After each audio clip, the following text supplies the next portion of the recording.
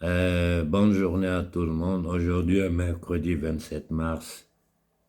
Je ne sais pas par où commencer parce qu'il y a beaucoup à dire, beaucoup de choses.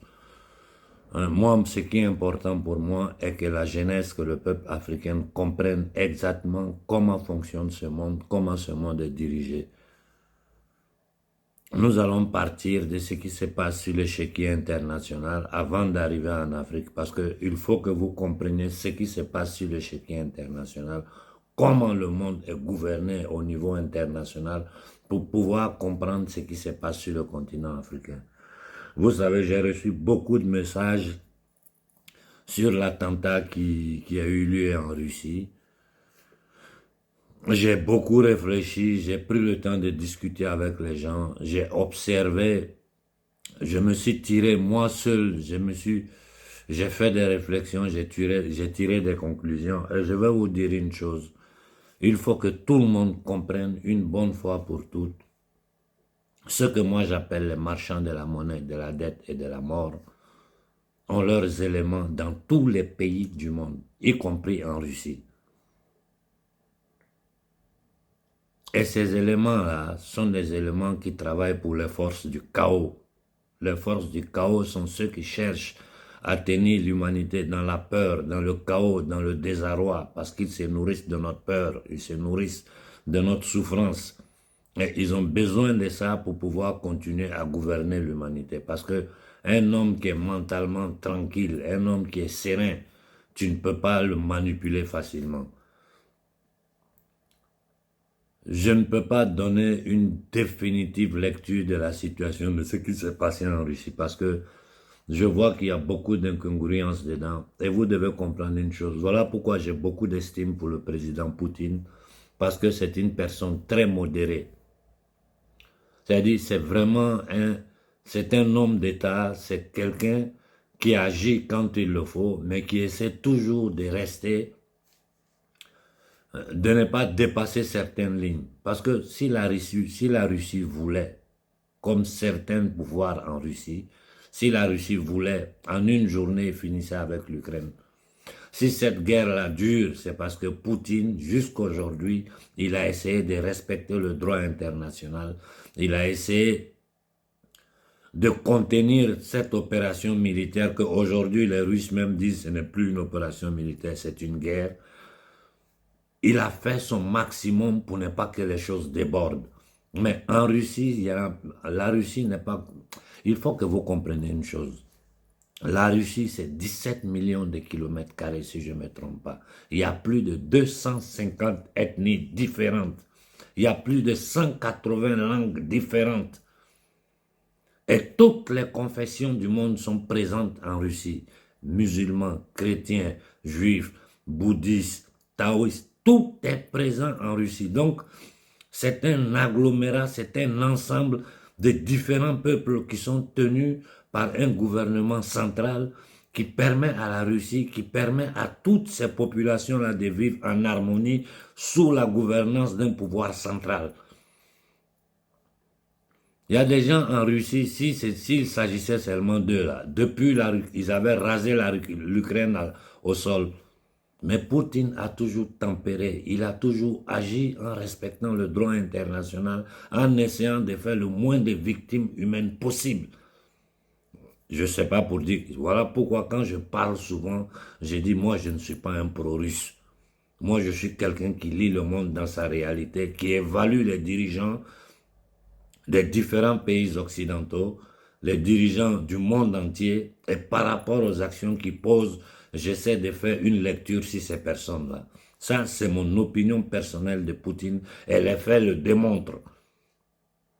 Ce qui s'est passé en Russie, là, si ça s'était passé aux États-Unis, le lendemain matin, les États-Unis avaient fait décoller leurs avions et ils avaient bombardé un peu partout, civils, innocents, ils se fichent pas mal. Mais regardez la réaction russe. C'est sûr que la Russie va répondre, mais elle va répondre de façon chirurgicale, de façon mesurée. C'est ça la différence entre le pouvoir russe et le pouvoir anglo-saxon qui gouverne ce monde. D'ailleurs, j'ai pris ce livre-là exprès parce que je dois tirer certains passages pour un travail que je dois faire Massoni de Joël et Magaldi. C'est un livre que je conseille, il y a la traduction en français, hein. C'est un livre que je conseille à tous les leaders panafricains de lire parce que ça va vous permettre de comprendre la structure du pouvoir mondial, comment le monde est gouverné par les loges internationales, les loges supranationales, et qu'en réalité, tous ces marionnettes que vous voyez à la télévision, les Macron, le chancelier allemand, celui de l'OTAN, tout cela ne sont que des marionnettes qui obéissent à des ordres qui viennent au-dessus, qui est au-dessus de toutes les nations. Ce que moi j'appelle les entités démoniaques, qui sont apatrides, qui n'ont aucune pitié, aucun sentiment, aucune compassion pour aucun peuple au monde. Je répète, ceux qui gouvernent ce monde à la pointe, ces démons incarnés dans un corps humain, ils ne se fichent pas mal du peuple français, du peuple italien, du peuple allemand, du peuple américain. Parce que quand vous regardez vous-même le comportement des dirigeants occidentaux. Tout ce que les gouvernements occidentaux sont en train de faire depuis 3-4 ans ne vont que contre leur population. D'abord, ils ont imposé une inoculation de masse à leur population en violant tous les droits basilaires de la société civile occidentale, dans tout l'Occident, en créant une ségrégation entre les gens conscients qui ont refusé de se faire inoculer et les moutons qui ont suivi les ordres des gouvernements occidentaux. Donc, ce sont des gouvernements qui ont tenté avant tout d'éliminer leur population, d'empoisonner leur population. Des gouvernements qui veulent traîner leur population dans une guerre qui est contre les intérêts de ces populations-là. Ça doit nous faire comprendre que ce sont des gouvernements pilotés. Je vous dis, ce livre-là vous permet de comprendre réellement comment ce monde est gouverné à travers les hurloges, c'est-à-dire les loges internationales. Ces démons, ces satanistes, ces adorateurs de Baal, ces criminels, ces pédosatanistes qui gouvernent réellement ce monde-là et qui gouvernent dans le chaos parce qu'ils ont besoin du chaos, ils ont besoin... Mais regardez aujourd'hui, dans le monde entier, tout le monde est paniqué. Il peut y avoir une guerre mondiale, il peut y avoir ceci. Quand vous voyez les déclarations d'un malade mental, d'un psychopathe comme Macron qui parle d'envoyer des soldats français, on peut envoyer jusqu'à 20 000 soldats français aux frontières de la Russie. Quand tous les spécialistes du monde disent que toute l'armée, l'OTAN ensemble, là, dans une guerre intense, une guerre conventionnelle contre la Russie ne peut pas tenir plus de 2 mois. Et ce même Macron qui se permet de dire, de faire toutes les déclarations qu'il a fait, dernièrement il sort de nouveau pour dire qu'il faut collaborer à la Russie pour combattre le terrorisme. C'est là où tu te rends compte de la maladie mentale de ce garçon, de sa schizophrénie, c'est-à-dire c'est quelqu'un qui est totalement déconnecté de la réalité. C'est quelqu'un qui est possédé, téléguidé, piloté, qui ne se rend même pas compte de ce qu'il fait parce que il ne vit pas dans un monde réel. Je ne veux pas rentrer dans certaines choses parce que je trouve que ce n'est pas la peine de rentrer dans la vie privée de quelqu'un. Mais quand Macron dit, il propose à la Russie de s'unir pour combattre le terrorisme, mais vous vous rendez compte de comment ces gens-là sont schizophréniques, malades mentaux. Un jour en avant, tu es prêt à attaquer la Russie. Le lendemain, tu veux une collaboration avec la Russie pour combattre le terrorisme. Le terrorisme créé par tes patrons. Ça, c'est le terrorisme de Rothschild et compagnie. C'est le terrorisme. L'ISIS est une entité créée par le pouvoir américain et anglais. Ce monde-là est piloté par les pouvoirs anglo-saxons à travers les loges internationales, desquelles font partie une bonne partie de l'élite arabe. Si vous voyez qu'une partie de l'élite arabe est silencieuse, c'est parce qu'ils font partie de ces loges. Bin Laden faisait partie de ces loges-là. Abu al-Bakri, comment il s'appelle? C'est tout ça, ce sont ces éléments qui font partie de ces loges internationales. L'actuel pape du Vatican est un des piliers de ces loges à l'intérieur du Vatican. C'est-à-dire tous ces groupes de démons, de satanistes, de criminels qui gouvernent le monde à travers la monnaie de Babylone, à travers le mensonge, qui ont le contrôle de tous les médias de grande diffusion au monde, qu'ils ont pu prendre grâce à leur corporation, aux banques qu'ils contrôlent, grâce à cette fausse monnaie qu'ils battent, qui n'a aucune valeur, c'est du papier, la planche à billets, c'est du papier cul. Tout ce beau monde-là est sous le contrôle des marchands de la monnaie et de la dette. Et ils ont leurs éléments partout dans le monde. C'est-à-dire, ils créent différentes fractions qui s'opposent entre eux. Eux, ils sont au-dessus. Hein. Pendant que ces fractions-là s'opposent, aujourd'hui, on tire telle ficelle, demain, on tire l'autre ficelle. Si nous arrivons à comprendre ça, il faut savoir que Poutine, même à l'intérieur de la Russie, il lutte contre d'autres Russes. Parce que ces entités démoniaques sont présentes partout dans le monde. Vous avez vu, il y a eu des années où Poutine a passé son temps à nettoyer la Russie. Si nous comprenons que le monde est gouverné par des entités démoniaques au-dessus de toutes les nations, qui se fichent pas mal, regardez la guerre en Palestine. Quand vous réfléchissez là, l'attaque d'Hamas à Israël, quel bénéfice ça pouvait avoir pour le peuple palestinien.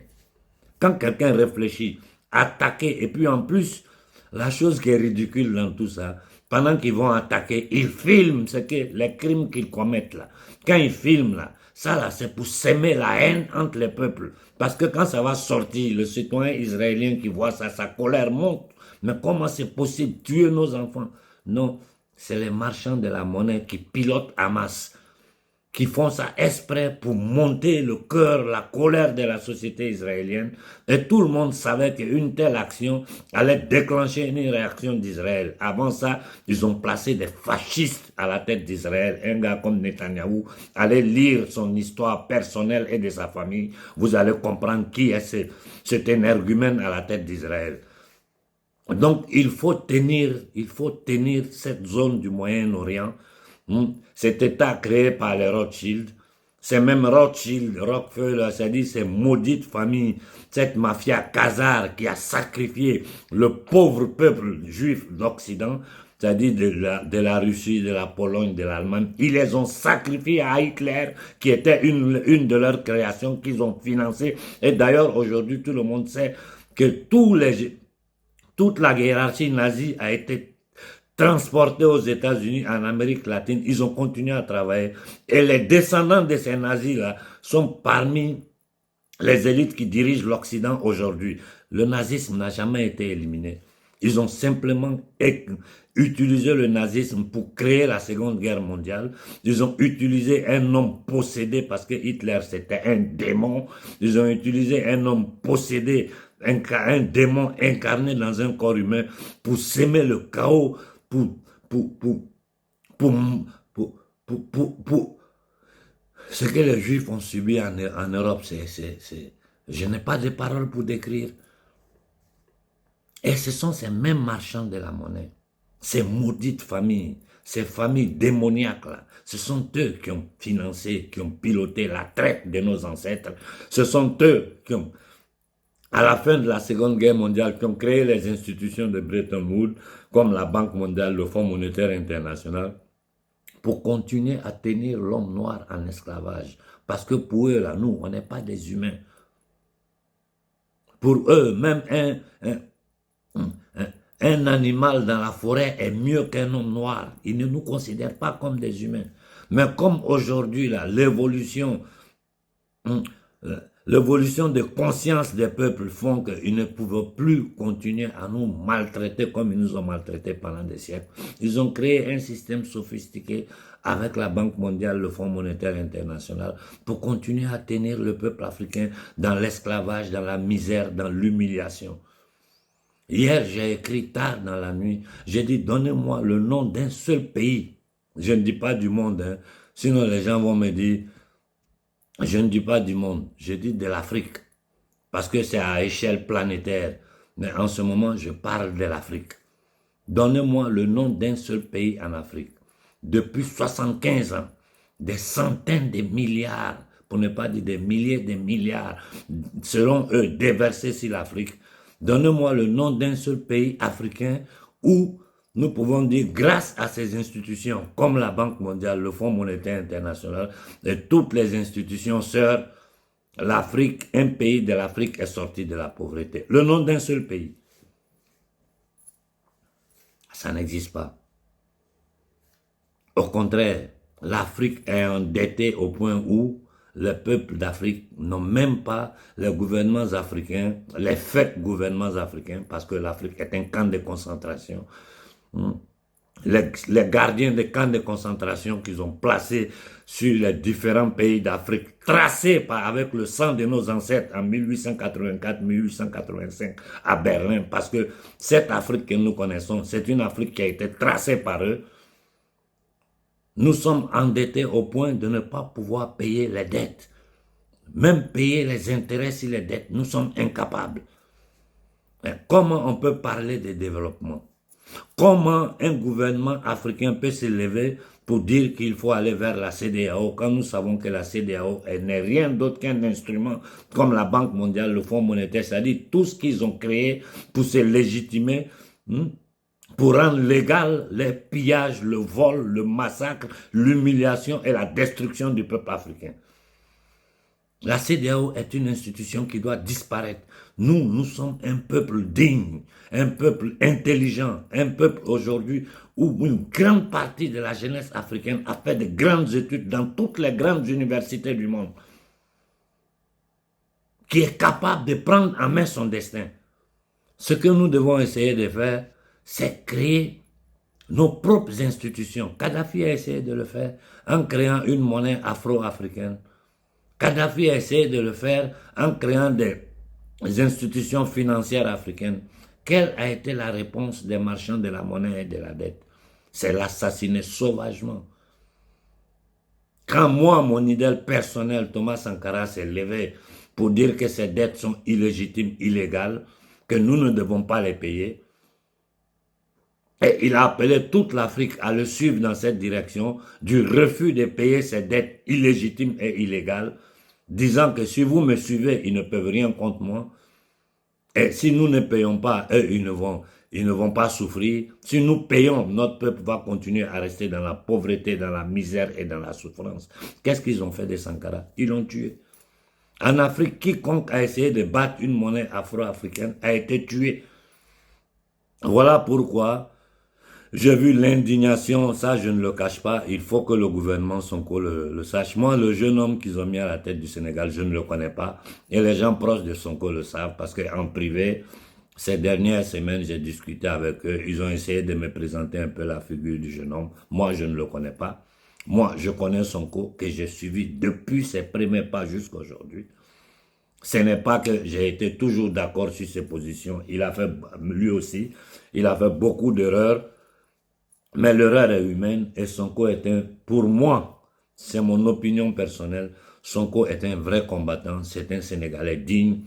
Je continue de lui donner ma confiance. Le jour où je verrai le contraire, je serai le premier à sortir pour vous dire, voilà ce que Sonko nous a fait, voilà comment Sonko nous a trahis. Jusqu'à preuve du contraire, toutes les épreuves que ce garçon a subies, tout ce qu'il a dû supporter, tous les risques qu'il a pris, toutes les déclarations fracassantes qu'il a osé faire, qui ont fait le tour du monde, je crois qu'il faut lui donner une chance, donner le temps au nouveau gouvernement sénégalais de créer son gouvernement, de s'asseoir. C'est pas facile, vous devez comprendre.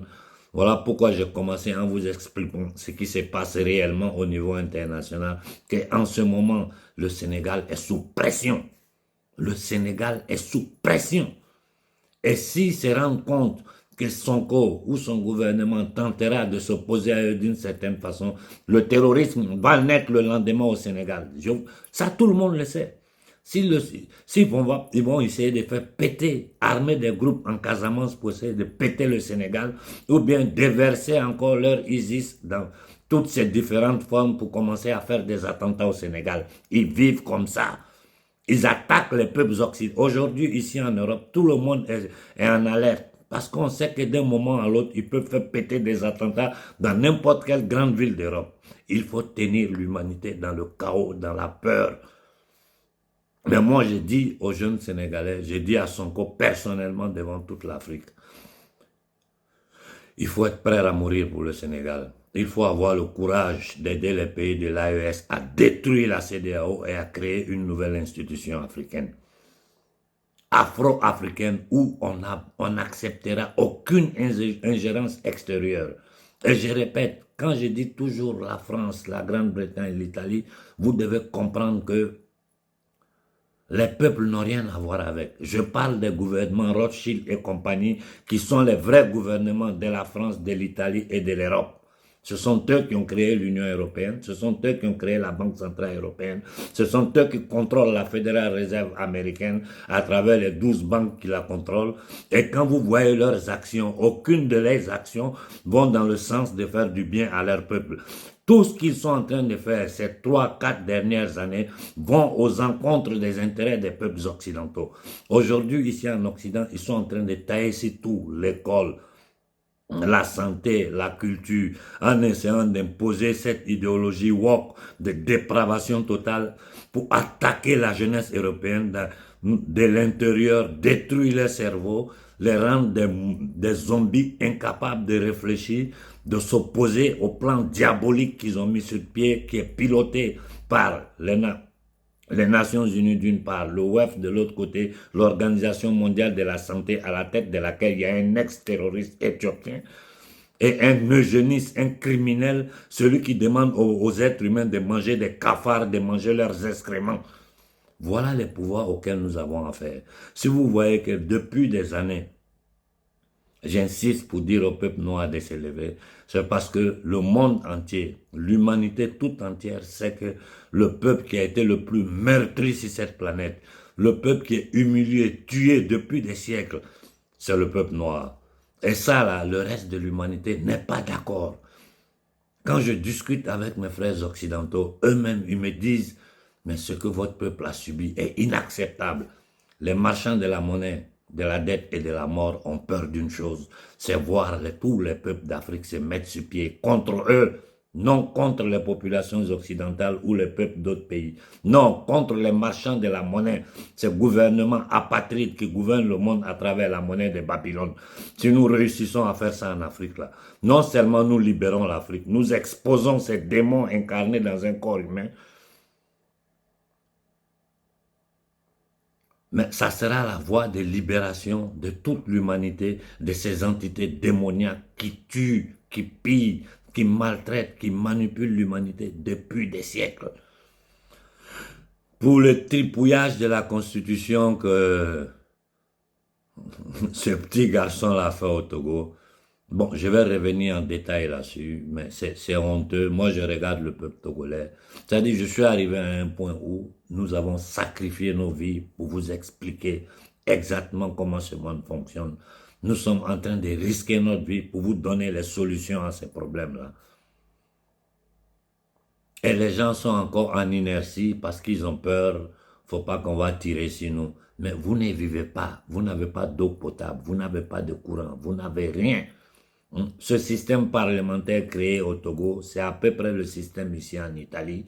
C'est un système qui crée une oligarchie qui se tient le pouvoir. Je vais vous expliquer le système parlementaire italien, comment ça fonctionne, pourquoi c'est toujours ces mêmes entités qui sont au pouvoir, qui gouvernent l'Italie. Et vous allez faire la comparaison avec ce que ce petit allemand et sa bande de voyous, des illégitimes, dont le mandat était même fini. Hein, en pleine nuit, ils ont changé la constitution. Et tout ça, vous devez comprendre que derrière ça, c'est le pouvoir français, c'est-à-dire les politiciens français, l'élite française, cette même élite pilotée par les marchands de la monnaie de la dette, dont la famille emblématique, c'est-à-dire ceux plus connus, sont les Rothschild en France. L'Angleterre, le pouvoir anglo-saxon, dans l'Angleterre qui est le cœur pulsant de ce satanisme international, l'Angleterre est un cancer pour l'humanité. Je ne parle pas du peuple anglais, je parle de ces maudites élites anglaises. Et puis réellement, ils se croient supérieurs à nous. Ils nous considèrent comme des sous-hommes. Et l'Amérique, n'est rien d'autre que le bras armé. Regardez tout ce que le gouvernement malade de ce vieux atteint de démence sénile est en train de faire. Ce n'est pas dans les intérêts du peuple américain. Tout ce qu'ils sont en train de faire dans le monde, là, c'est dans le peuple, les militaires américains vont mourir partout dans le monde. Pour quelle raison? Réfléchissez vous-même. Qu'est-ce que le peuple américain gagne? Un pays dans lequel il y a plus de 100 millions de pauvres, plus de, je ne sais pas, 20, 30 millions d'êtres humains, d'Américains qui vivent dans les rues, sans domicile. Un pays dans lequel, si tu n'as pas d'argent, que tu es malade, tu meurs. Ceux-là, ils vont ailleurs dans le monde pour parler des droits humains, de démocratie, et ils utilisent toutes ces marionnettes de l'Union européenne qui se baladent en Afrique pour nous parler des droits humains, des trucs. Nous ne devons plus permettre à ces indignes occidentaux, c'est-à-dire ces fils indignes de l'Occident qu'on appelle politiciens, venir en Afrique nous raconter des balivernes et nous nous asseyons pour les écouter. Ça, c'est une erreur. Voilà pourquoi je salue, je félicite les dernières actions que le président Tiani vient de poser. Il a dit clairement, j'ai un certain âge, ce que je fais là, je fais pour mon peuple, pour mes enfants. Si c'est pas pour moi, vous pouvez me tuer. Et moi, c'est le même discours que je tiens. Tout le monde me dit qu'on arrête, ils vont te tuer. J'ai dit, ils peuvent me tuer. J'ai 58 ans.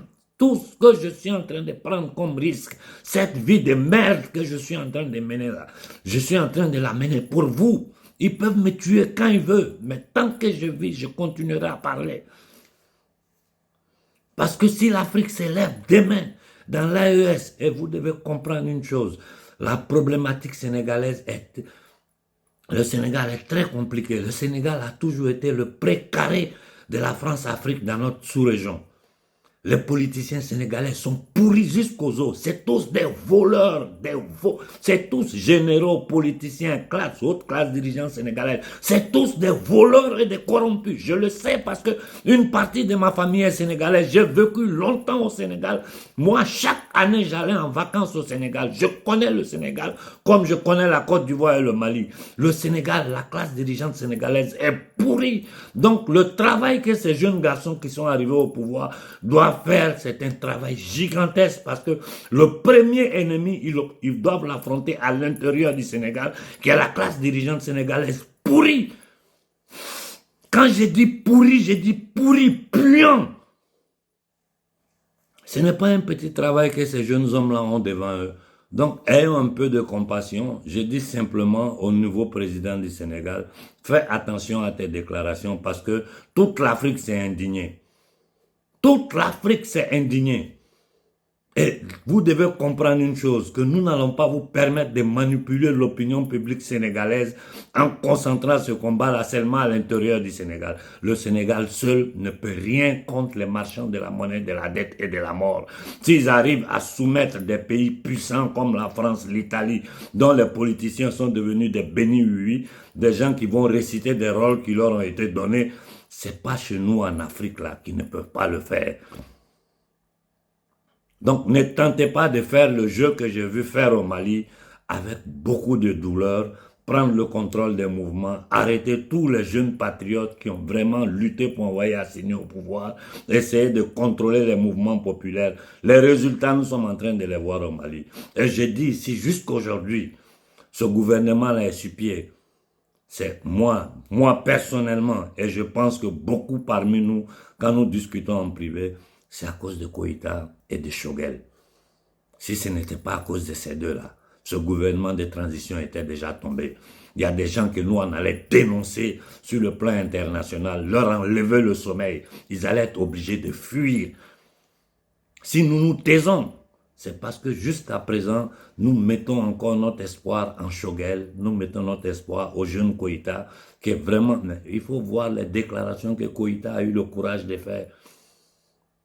J'ai dit qu'il est temps aujourd'hui que l'AES, que le Sénégal rentre dans l'AES, qu'ensemble ces pays-là se donnent une monnaie. Le problème de la Guinée, si le Sénégal suit la mouvance de l'AES, le vaurien, le dictateur, le petit truand mercenaire qu'ils ont placé pour livrer les richesses de la Guinée aux Occidentaux, ce gars-là va tomber. Ouattara sera isolé. L'Afrique de l'Ouest sera libérée. À nos frères du Congo, je suis fatigué de vous le dire. Vous voulez rester assis? Restez assis. Restez assis. Et le monde entier m'écoute. Tout le monde dira qu'Konaré vous avait dit. On arrive au point où des hommes de Dieu se lèvent pour vous dire la même chose. Vous êtes toujours dans votre inertie. Le Congo va péter, vous allez souffrir et vous allez avoir honte devant toute l'Afrique et devant toute l'humanité pour votre inertie, pour votre inconscience. Vous êtes des inconscients.